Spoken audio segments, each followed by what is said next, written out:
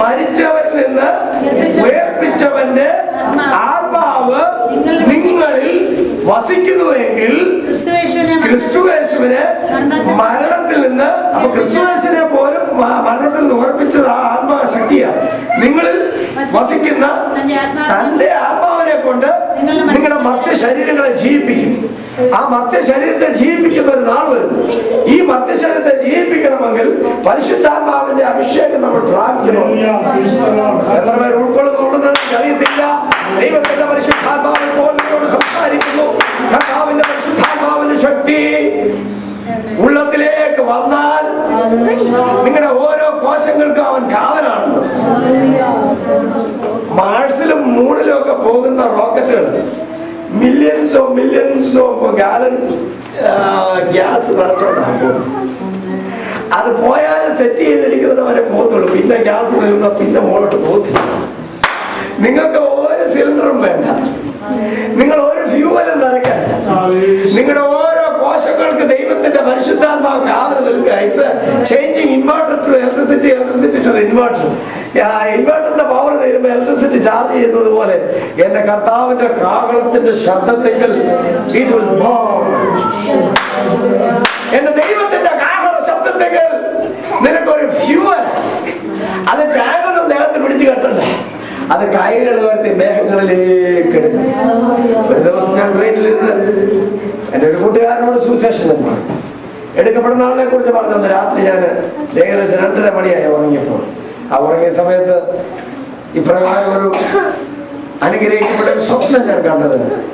ദൈവത്തിന്റെ മക്കൾ ഭൂമിയുടെ 4 ദിക്കിൽ നിന്നും കൈകൾ ഉയർത്തി മേഘങ്ങളിലേക്ക് എടുക്കപ്പെടുന്ന ഒരു കാഴ്ച.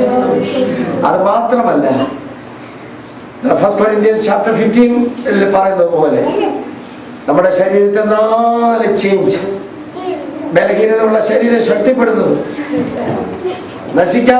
നശിക്കുന്ന ബോഡി ഇമ്മോർട്ടലായിട്ട് ഒരിക്കലും നശിക്കാത്ത ബോഡി ആയിത്തീരുന്നതും, ഡിസോണർ ആയിട്ടുള്ള ബോഡി ഓണറബിൾ ബോഡി ആയിത്തീരുന്നതും, നിമിഷ നേരം കൊണ്ട് എന്ന് പറയാം twinkling of a second will be changed.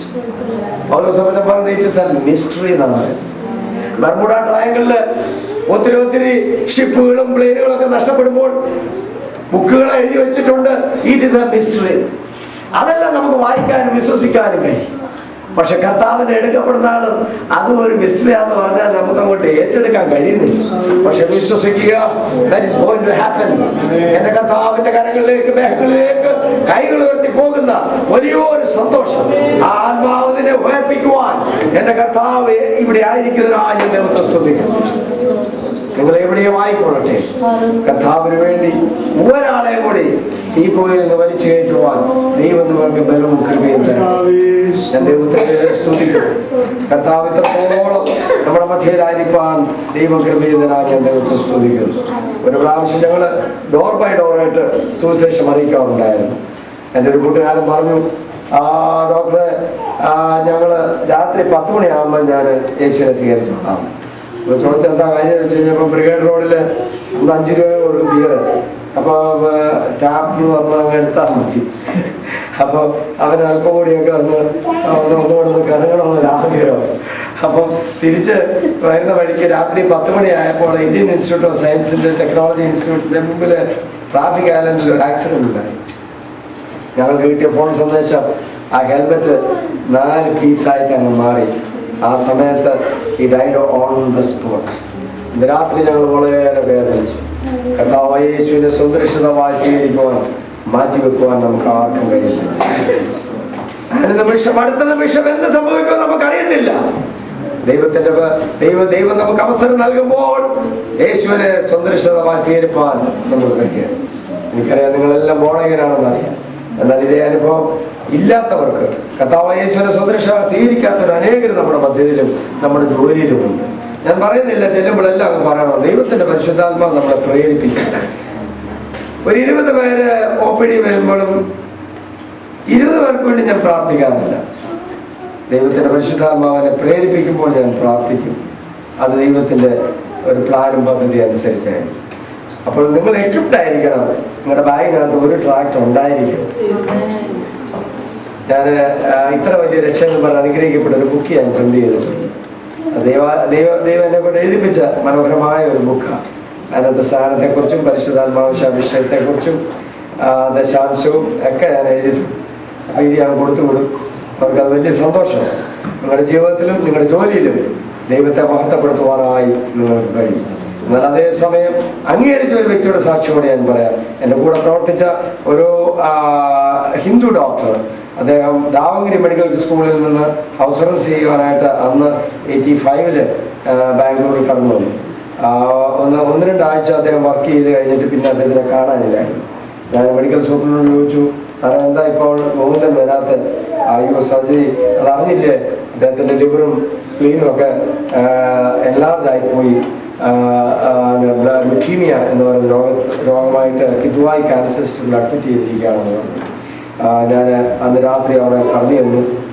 തൻ്റെ ഭാര്യ വളരെ വേദനയോടുകൂടി ആ മുറിയിലായിരിക്കുന്നു. കൊച്ചു കുഞ്ഞ് ഒരു ബിസ്ക്കറ്റ് കഴിച്ചുകൊണ്ട് ഇങ്ങനെ ഓടി നടക്കുന്നു. ഈ ഗോവിന്ദൻ കട്ടിലിൽ വളരെ ഡിപ്രസ്ഡായിട്ട് കിടക്കുന്നു. ഞാൻ അവൻ്റെ കയ്യിൽ പിടിച്ചിട്ട് പറഞ്ഞു, നമ്മളൊക്കെ ഡോക്ടേഴ്സാണ്, നമുക്ക് ഒരു പരിധിയിൽ അപ്രകാരമായി നമുക്ക് ചെയ്യാൻ കഴിയത്തില്ല. എന്നാൽ പരിധിക്കപ്രകാരമായി ചെയ്യുവാൻ കഴിയുന്ന സർവശക്തനായ യേശു അവന് സകലതും കഴിയും. അവൻ നമ്മെ സ്നേഹിക്കുന്നവരാണ്. അവൻ്റെ കണ്ണിൽ നിന്ന് കണ്ണുനീർ വരുവാൻ തുടങ്ങി. എന്നോട് പറഞ്ഞു, ഒരു പ്രാർത്ഥന എഴുതി തന്നത് സജീവമാണ്. ഞാൻ ആ സമയത്തൊരു പ്രാർത്ഥന എഴുതി. അവർ ആ പ്രാർത്ഥന വായിച്ച് അവർ തലനടിയിൽ വെച്ചു. ഞങ്ങൾ ഒരുമിച്ച് പ്രാർത്ഥിച്ച് കൈകൾ കൊടുത്തിറങ്ങി. ആ ഒരു സന്ദർഭം ഞാൻ ഒരിക്കലും മറക്കുകയില്ല. എന്നാൽ 2 ദിവസം കഴിഞ്ഞപ്പോൾ ഈ ലോകത്തിൽ നിന്ന് അവൻ മാറ്റപ്പെട്ടു. ചില സമയത്ത് നമുക്ക് ദൈവത്തോട് പ്രത്യുത്തരം ചോദിക്കുവാൻ നമുക്ക് പറ്റില്ല. ചില സമയത്തൊന്നല്ല. Who are we to ask back to the Lord? Because He is the potter and we are the clay. അവൻ കുശവനും നമ്മൾ കളിമണ്ണുമാണെങ്കിൽ അവൻ ആഗ്രഹിക്കുന്ന പാത്രം അവനാക്കി തരും. അവർ ഡോണ്ട് എക്സ്പെക്ട് ഓൾവേസ് നമ്മൾ ചോദിക്കുന്നത് പോലെ കിട്ടണമെന്നൊന്നുമില്ല. എന്നാൽ ചോദിച്ച അനുഭവം കണ്ട് അനേകരുടെ സൗഖ്യം ഞാൻ കണ്ടിരുന്നു. എന്നാൽ അവൻ്റെ വലിയ